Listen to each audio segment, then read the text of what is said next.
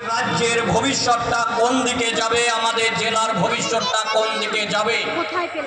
তার কারণ বেকার ছেলে মেয়ে, তাদের কোনো কাজ নেই, কোনো শিল্প নেই।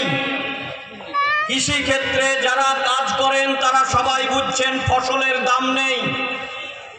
আর এই ফসলের দাম নেই, কাজ নেই, তার কারণে আপনার পরিবারের ছেলেটা যারা স্কুল কলেজ ইউনিভার্সিটি থেকে পাশ করে এসছে তারা আজকে বেকার অবস্থায় বসে আছে। তাদেরকে কাজের সন্ধানে ভিন রাজ্যে বা ভিন দেশে পাড়ি দিতে হচ্ছে পরিযায়ী শ্রমিক হিসাবে।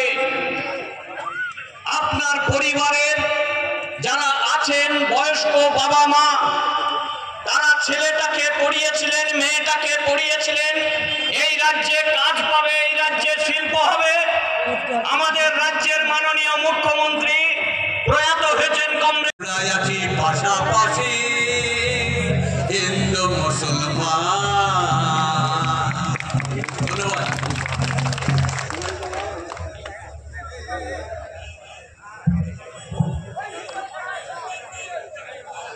ডিওয়াইএফআইয়ের পক্ষ থেকে ধন্যবাদ জানাই কমরেড কল্যাণ ভট্টাচার্য মহাশয়কে। মিছিলটা আসছে, যারা রাস্তার ধারে দাঁড়িয়ে আছেন কমরেডদের বলবো ঢুকে পড়তে, মাঠের মধ্যে ঢুকে পড়তে। জায়গা ছোট, যতটা পারা যায় রাস্তা থেকে সরে আসতে হবে আমাদের। মাঠের মধ্যে এখনো কিছু জায়গা আছে, প্রবেশ করে নিতে হবে। মায়েরা যারা এসছেন, বোনেরা যারা এসছেন সামনে চলে আসছে, বসার জায়গাটা আছে, বসে যাবেন। মায়েরা ওখানেই বসে যান।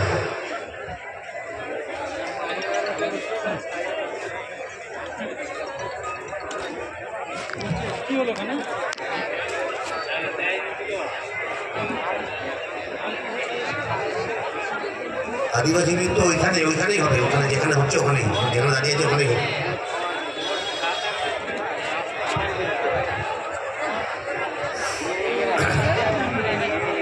আচ্ছা কমরেড, আজকে 24তম জেলা সম্মেলন সমাবেশের কাজ শুরু করব।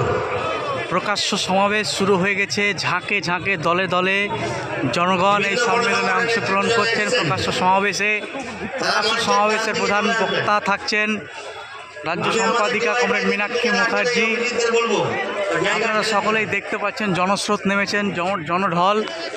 এই ঢলে অংশগ্রহণ করছে সকল যুবক থেকে শুরু করে 8 থেকে 80 আবাল বৃদ্ধ বনিতা সকলেই এই প্রকাশ্য সমাবেশে উপস্থিত হচ্ছেন। ডিওয়াইএফআই মুর্শিদাবাদ জেলা 24তম সম্মেলন